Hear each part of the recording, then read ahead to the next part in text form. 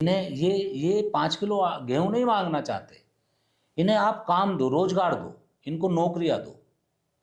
आप सब चीज तो प्राइवेट फैक्ट्रियों में, मतलब प्राइवेट सेक्टर में डाल रहे हैं। इनको आप आरक्षण नहीं दोगे, इनको आप पढ़ने नहीं दोगे, इनको आप रोजगार नहीं दोगे, इनको आप 5 किलो आटा दोगे, गेहूं दोगे, इनको तो बिल्कुल यानी आप भिखारी बनाओगे। इनको आप, इनके बच्चे को नौकरी दो ना, इनको फ्री शिक्षा दो ना, इनको फ्री चिकित्सा दो ना, इनको आप फ्री गेहूं क्यों दे रहे हो? इनको आप रोजगार दो। अच्छा, रैपिड फायर में हम कुछ छोटे छोटे सवाल करेंगे तो चाहेंगे छोटे ही जवाब दें आप। देश का नेतृत्व अखिलेश यादव बेहतर कर सकते हैं या मोदी जी बेहतर कर रहे हैं? सबको पता है अखिलेश यादव जी। उत्तर प्रदेश में किसकी सरकार बेहतर थी, अखिलेश यादव की, मायावती की या योगी आदित्यनाथ की? देखिए, योगी आदित्यनाथ ये तो एक तरह से जैसे किसी दुश्मन से बदला लेते हैं, मतलब ये घृणा की राजनीति कर रहे हैं, भाई को भाई से लड़ाने की बात करते हैं। आपने ज़्यादा लंबी बात करने के लिए उसमें जवाब शॉर्ट में देना है। तो देखो, ये जो सरकार चल रही है ये तो अच्छी नहीं है। चंद्रशेखर का ज्यादा रसूख है या आकाश आनंद का? आकाश अभी परिपक्व नहीं है। हमारे साथ वरिष्ठ पत्रकार राजेश शर्मा जी भी मौजूद हैं। तो रैपिड फायर के कुछ क्वेश्चंस लेकर राजेश शर्मा जी आ रहे हैं जो आपसे बात करेंगे। क्या 2027 में चुनाव लड़ेंगे, विधानसभा चुनाव? हाँ, चुनाव लड़ेंगे। किस विधानसभा सीट से लड़ेंगे? अब ये तो राष्ट्रीय अध्यक्ष जी को पता है, माननीय अखिलेश यादव जी, क्योंकि हम समाजवादी की राजनीति करते हैं। पार्टी कौन सी होगी? समाजवादी हिरन देख नहीं रहे आप, साइकिल का निशान है। 2024 में जब मेंबर ऑफ पार्लियामेंट का चुनाव हुआ तो आप जीतते जीतते हारे, बहुत सारी कशमकश चली। आप क्या मानते हैं कि हराने वाले कौन भी हो सकते हैं? ये पूरा षड्यंत्र हुआ। क्या क्या नाम थे?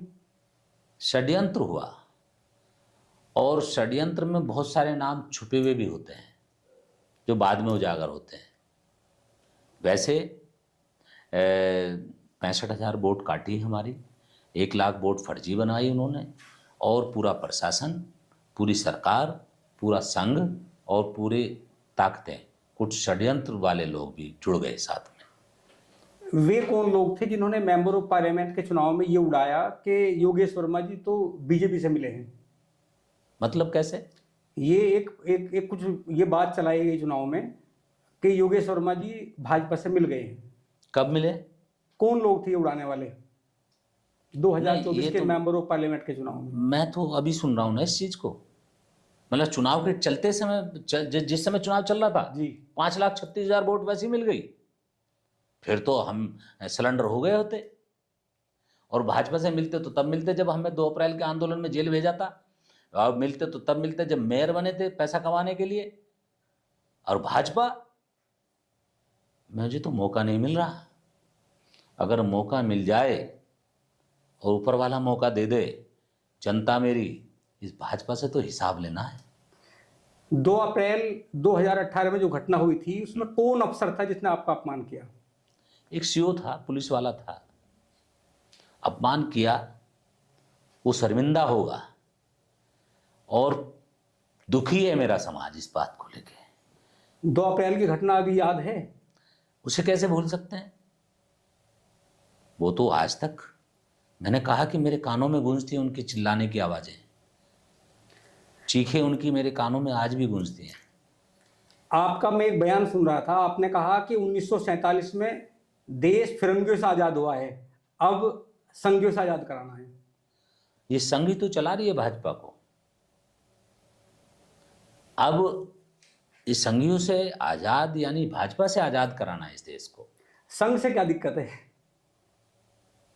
संघ से क्या दिक्कत है? संघ, जैसे संघ एक तरह से एजेंडा संघ का चलता है, संविधान बाबा साहब का है, लेकिन भाजपा में चलता है मनुवादी सोच का, मनुस्मृति का, कि इन दलितों को, गरीब लोगों को, जो शोषित हैं, जो दबे कुचले लोग हैं, इन लोगों को ना पढ़ने दिया जाए, ना इनको रोजगार दिया जाए, इनकी शिक्षा छीन लो, इनका सब कुछ छीन लो, इनका वोट का अधिकार छीन लो। ये सोच है संघियों की। 2007 के बाद आप 2007 में हस्तिनापुर विधानसभा जीत के आए ऐतिहासिक मतों से, लेकिन 2007 के बाद आप हस्तिनापुर से नहीं जीत के आए, तो क्या वजह है? 2007 में पंगा, 2011 में पंगा हुआ कुछ सरकार से, क्योंकि मैं गलत बात का विरोधी हूँ, चाहे वो अपने लोग हों चाहे दूसरे हों।